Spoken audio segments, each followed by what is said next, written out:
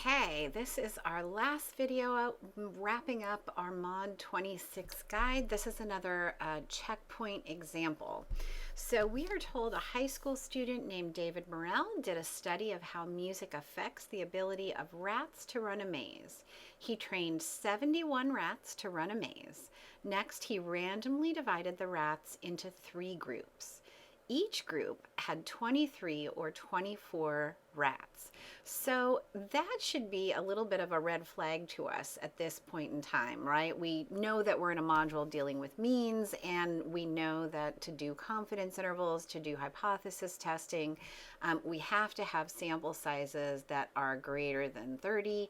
And in this case, we have sample sizes that are less than 30. So there are ways around that, right? If we know about the distribution of our population data, or at least we look at our sample data to make sure there's no heavy skewness or no outliers. So we're going to have to wait and see what comes here. But this is a bit of a concern. For the next month, one group of rats listened all day to heavy metal music by the group Anthrax. One group listened all day to Mozart. One group never heard music. The rats ran the same maze 3 times a week for a month. The response variable is the time in seconds to complete the maze. By the end of the month, he compared the average run time for each treatment group, the 2 different kinds of music, right? The heavy metal music and the Mozart music, to the average run time for the control group. So essentially what we have here is, 2 confidence intervals or 2 hypothesis tests being run. One that would compare the heavy metal music to the no music control group, and the other one that would compare the Mozart music to the no music control group. The Anthrax group was much slower at running the maze. The Mozart group was much faster.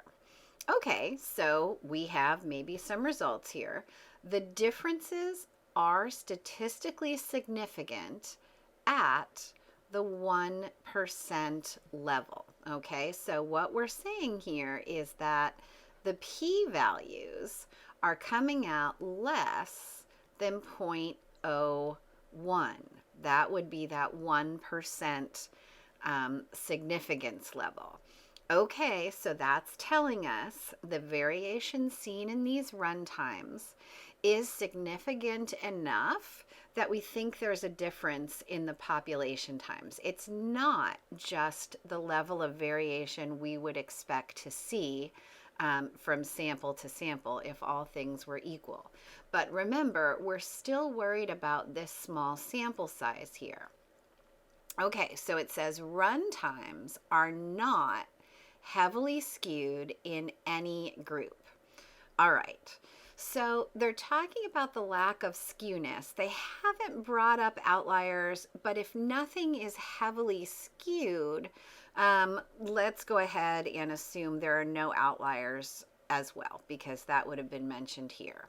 What conclusions can we draw from the results? Okay, we have statistically significant results that says Mozart group makes the rats run faster.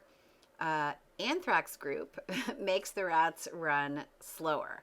So let's see, the sample size is too small to draw valid conclusions.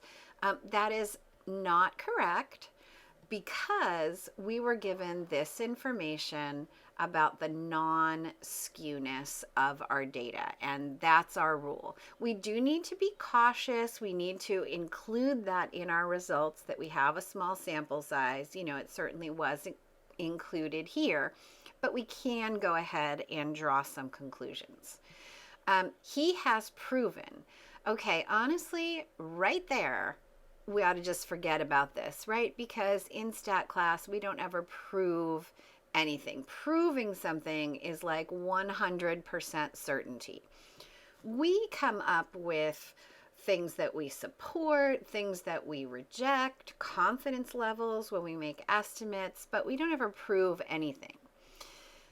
There is evidence that heavy metal music causes rats to run slower. and classical music causes rats to run faster. Okay, so this is good. There is evidence that. I do want to draw our attention to the whole causes thing here because that's really important for us, right? We can't ever include causation unless we be sure that we have an experiment and not just an observational study. But we have that here. This was an experiment, so we're okay with the causes. So this is what happened. There is evidence that the different types of music were causing the rats to run at different paces. We cannot draw any conclusions because of flaws in the experimental design. That is not true as well. All right, this is the end of Mod 26.